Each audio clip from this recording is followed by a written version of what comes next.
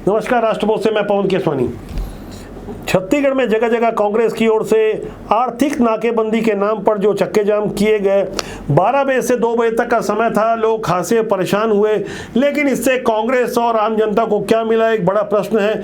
गहराई से समझने वाली बात है कि शराब घोटाले मामले में भूपेश बघेल के पुत्र चेतन बघेल की ईडी ने जिन तथ्यों के साथ गिरफ्तारी की है, 22 जुलाई की तारीख मुकर्रर की गई थी आर्थिक नाकेबंदी की, और उसी तारीख को चेतन बघेल को भी ईडी की स्पेशल कोर्ट में प्रस्तुत किया गया, क्योंकि रिमांड के 5 दिन पूरे हो चुके थे। गिरफ्तारी के 4 दिन बाद ईडी की ओर से जो प्रेस नोट जारी किया गया, उसे लेकर भूपेश बघेल ने सवाल खड़े किए, लेकिन बड़ी जिम्मेदारी के साथ ईडी ने जो बातें रखी, जिन बिंदुओं को रखा, उसे भी हमें समझना होगा कि आखिर छत्तीसगढ़ में चल क्या रहा था। 5 साल तक भूपेश बघेल मुख्यमंत्री थे। अब जो सबूत सामने आ रहे हैं, वो सबूत एक दिन में नहीं इकट्ठा किए गए।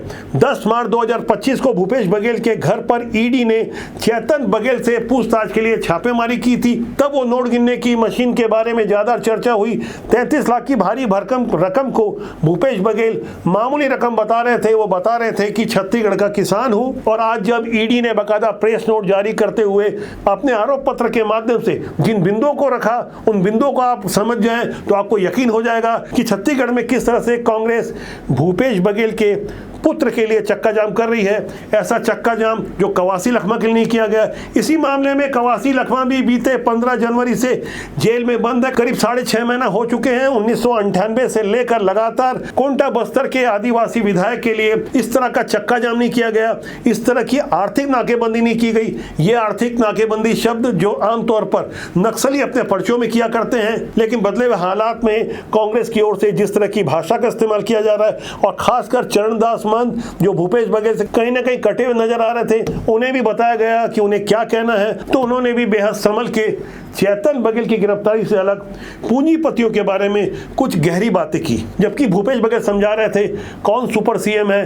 दरअसल ये सुपर सीएम वाली बात तो प्रधानमंत्री नरेंद्र मोदी ने 13 नवंबर 2023 को मुंगेली की एक चुनावी सभा में की थी। विधानसभा चुनाव के दौरान उन्होंने भूपेश बघेल के पुत्र चेतन बघेल को सुपर सीएम बता दिया था, लेकिन आज भूपेश बघेल किसी और को सुपर सीएम बता रहे हैं। ईडी के प्रेस नोट पर सवाल खड़ा कर रहे हैं, लेकिन उससे पहले हमें समझना होगा कि आखिर ईडी ने चेतन बघेल के विरुद्ध कितने मजबूत साक्ष्य प्रस्तुत किए हैं, जिसके आधार पर चेतन बघेल की तो मुसीबतें आगे बढ़ेगी ही, कुछ और लोग भी गिरफ्तार होने जा रहे हैं। फिलहाल चेतन बघेल की गिरफ्तारी के बाद 3 नई गिरफ्तारियां हुई है, लेकिन उससे पहले ईडी के आरोप और सबूतों पर गौर करें। ईडी की जांच में बात सामने आई है कि चेतन बघेल की 2 फर्मों को भिलाई के सराफा कारोबारी से 5 करोड़ मिले थे। शराब घोटाले में जमकर कैश मिला था। 4 करोड़ 50 लाख का भुगतान बिना ब्याज के पड़ा है, जिससे कैश डीलिंग की पुष्टि होती है। भिलाई के एक ज्वेलर्स ने चेतन के प्रोजेक्ट में 80 लाख के 6 प्लॉट खरीदे, जबकि लक्ष्मी नारायण बंसल उर्फ पप्पू बंसल ने साफ तौर में पूछताछ के दौरान बताया है कि उसने चेतन बघेल के साथ मिलकर 1000 करोड़ से ज्यादा का कैश हैंडल किया, जो शराब घोटाले से आया था। इतना ही नहीं, बल्कि पप्पू बंसल ने यह भी बताया कि अनवर ढेबड़ से पैसा लेकर दीपेन चावड़ा के जरिए चेतन बघेल की मदद से राम गोपाल अग्रवाल और के श्रीवास्तव तक रकम पहुंचाई गई थी। के श्रीवास्तव, जो कि फर्जी तांत्रिक बाबा है, भूपेश बघेल के लिए तंत्र मंत्र किया करता था, उसे 100 करोड़ रुपए दिलवाए गए। बघेल डेवलपर्स के विट्ठल ग्रीन प्रोजेक्ट में शराब घोटाले की रकम से कैश में भुगतान हुआ। उसकी कंपनी में केवल 2 करोड़ 62 लाख रुपए का खर्चा दिखाया गया, जबकि असल खर्च 13 से 15 करोड़ का था। चेतन के प्रोजेक्ट कंसल्टेंट ने पूछताछ में बताया कि अकाउंट की लागत जानबूझकर कम दिखाई गई और नगद भुगतान शिवम कंस्ट्रक्शन को किया गया। प्रोजेक्ट में 4 करोड़ 20 लाख रुपए कैश पेमेंट की पुष्टि डिजिटल डिवाइस से हुई है। ये बहुत बड़े और पक्के सबूत हैं।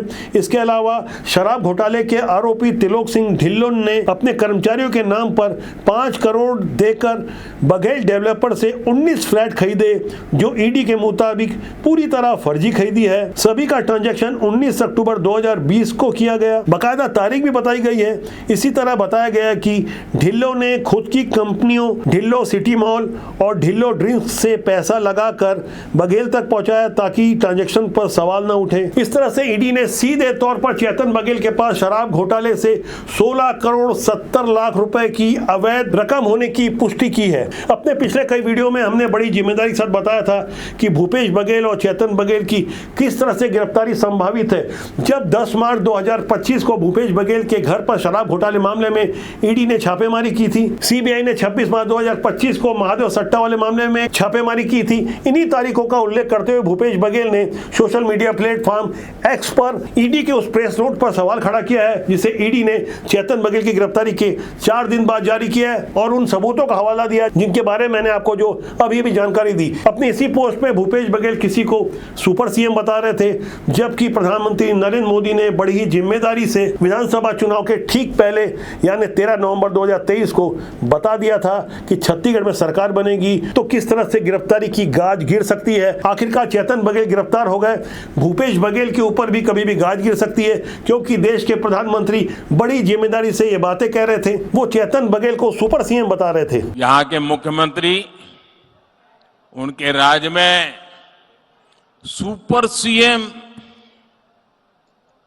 और उनके चहेते अफसरों ने जो जुर्म किया है उससे भी लोगों में रोष है और उनके बेटे ने सुपर सीएम बनकर जो कारोबार चलाया है उसके कारण ये नौबत आ गई है कि ये मुख्यमंत्री एमएलए बनना भी मुश्किल हो गया है। हर घर में गुस्सा है। यानी कुल मिलाकर केंद्रीय एजेंसियों को बहुत पहले ही पता था कि भूपेश बघेल और उनके पुत्र शराब घोटाले मामले में किस तरह से जांच एजेंसियों को धोखा दे रहे हैं। और आज बेटे की गिरफ्तारी से व्यथित भूपेश बघेल ने जो सोशल मीडिया में पोस्ट किया है उसमें उन्होंने लिखा है कि बिना समन के बेटे की गिरफ्तारी के बाद एक प्रेस नोट आया है, वो भी 4 दिन बाद।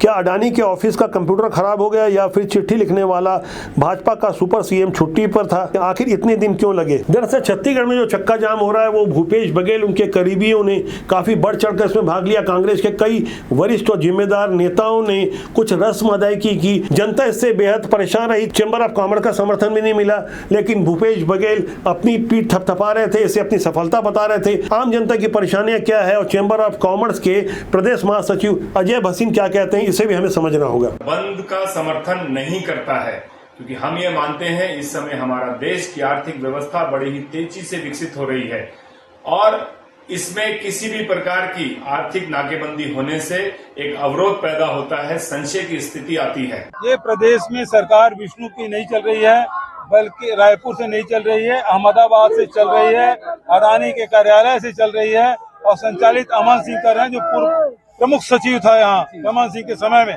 वो संचालित कर रहे हैं और पूरे छत्तीसगढ़ के जल जंगल जमीन को लूटना चाहते हैं, खनिज को लूटना चाहते हैं। ये षड्यंत्र चल रहा है। चक्का जाम के मामले में कांग्रेस एकजुट नजर आनी चाहिए, इसके लिए चरणदास मान से भी बयान दिलवाया गया। उन्होंने भी बताया कि छत्तीसगढ़ को पूंजीवादी किस तरह से परेशान कर रहे हैं। ये पूंजीवाद का विरोध, आर्थिक नाकेबंदी शब्द का इस्तेमाल करना और खनिज मामलों में चरणदास महंत संभल कर ही सही जो बातें बोल रहे थे। आमतौर पर पुरानी कांग्रेस की वैसी भाषा नहीं होती थी, वामपंथी अक्सर ऐसी भाषा को बोला करते थे।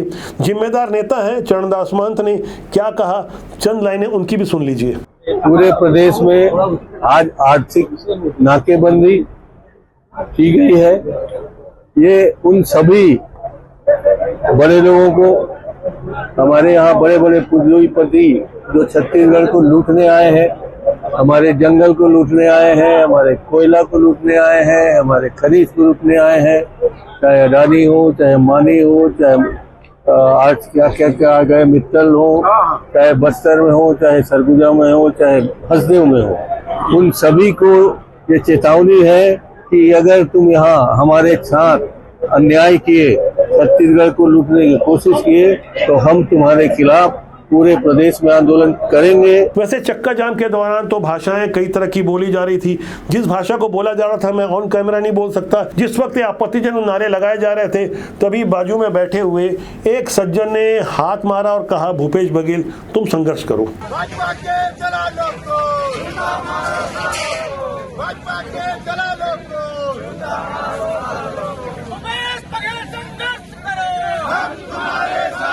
जिस पर भूपेश बघेल की सत्ता थी और चेतन बघेल की ओर से जिस तरह का भौकाल प्रस्तुत किया जाता था, हालांकि उनकी विधिवत कांग्रेस में लॉन्चिंग नहीं हो सकी क्योंकि माहौल अनुकूल नहीं था, तब कोई जुबान नहीं खोलता था। लेकिन आज जब चेतन बघेल जेल में है तो सोशल मीडिया में हमारे एक यूजर ने, हमारे एक सब्सक्राइबर ने बड़ी जिम्मेदारी से हमें कुछ फोटो दी है। गुंडरदेही के कांग्रेस के विधायक कुंवर सिंह निषाद के बारे में कुछ बड़ा खुलासा किया और बताया है कि बिट्टू भैया की शादी में छत्तीसगढ़ के सबसे गरीब समझे जाने वाले कांग्रेस के विधायक जो अचानक धनपति बन गए, बिट्टू भैया की शादी में क्या उन्होंने गिफ्ट किया था। आप इन तस्वीरों में देखिए, बड़ी जिम्मेदारी के साथ यह तस्वीर हम तक पहुंचाई गई है और जांच की मांग की गई है। जांच करनी चाहिए, जरूर करनी चाहिए। इन तस्वीरों को आप गौर से देखिए जिसमें आपको कुंवर सिंह निषाद नजर आ रहे होंगे। दावा किया गया है कि विधायक कुंवर सिंह निषाद और उनकी पत्नी और एक अन्य विधायक जो कि जगुआर कार की डिलीवरी लेने पहुंचे थे, इन्हें अज्ञात सोर्स से काफी फायदा पहुंचा है। कुंवर सिंह निषाद की पत्नी जो कि सरकारी चतुर्थ श्रेणी की कर्मचारी थी और खुद कुंवर सिंह निषाद कभी संस्कार सिटी में वार्डन हुआ करते थे। आज उनके पास गाड़ियों की बड़ी श्रृंखला है। दावा किया गया कि उनके पास आरडी, इनोवा, स्विफ्ट डिजायर जैसी कई गाड़ियां हैं। उन्होंने भूपेश बघेल के बेटे की शादी में एक जगुआर गाड़ी गिफ्ट की थी, जिसे आप अपनी स्क्रीन में देख सकते हैं। दावा तो और भी कुछ किया गया है।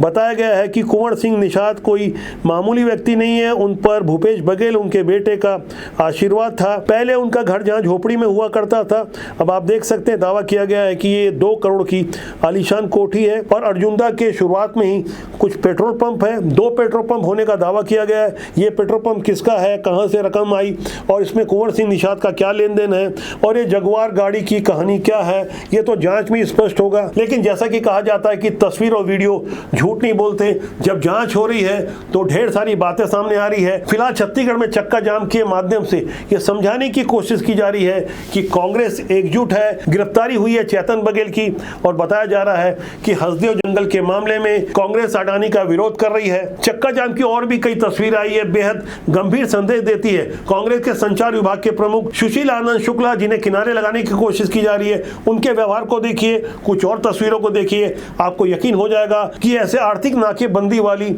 चक्का जाम की असल सूरत क्या है।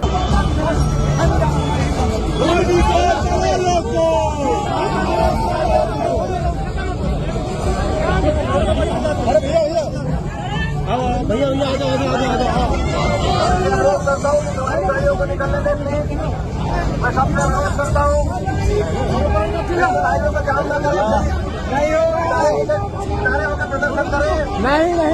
शराब घोटाले मामले में सीए संजय मिश्रा, उसके भाई मनीष मिश्रा के अलावा जेल बंद अरविंद सिंह के भतीजे अभिषेक सिंह की गिरफ्तारी हुई है। ये गिरफ्तारियां भले बेहद हाई प्रोफाइल नहीं है, लेकिन आप यकीन मानिए बहुत जल्दी कुछ हाई प्रोफाइल गिरफ्तारियां होने वाली है। हमारे पास कुछ पुख्ता जानकारी है, लेकिन कानूनी कारणों से हम नामों का खुलासा नहीं कर रहे हैं। छत्तीसगढ़ को लूटने वाले ऐसे लोगों से आपको सावधान रहना होगा, जो कहलाने के लिए तो राजनेता है, लेकिन राजनीति और राजनेताओं के ऐसे व्यवहार के कारण ही आम जनता राजनीति से कहीं न कहीं आने से बचती है। लेकिन हमारा मानना है राजनीति बुरी नहीं होती, उसमें काम करने लोग अच्छे बुरे होते हैं। अच्छे लोग राजनीति में आए जिससे देश और समाज का भला हो। तो आज के लिए इतना ही। मेरा आपसे आग्रह कि चैनल को देखें, लाइक करें, सब्सक्राइब जरूर करें, जिससे आपका और हमारा साथ ज़्यादा मजबूती से बना रहे। प्यार दें, प्यार बांटते रहें। नमस्कार।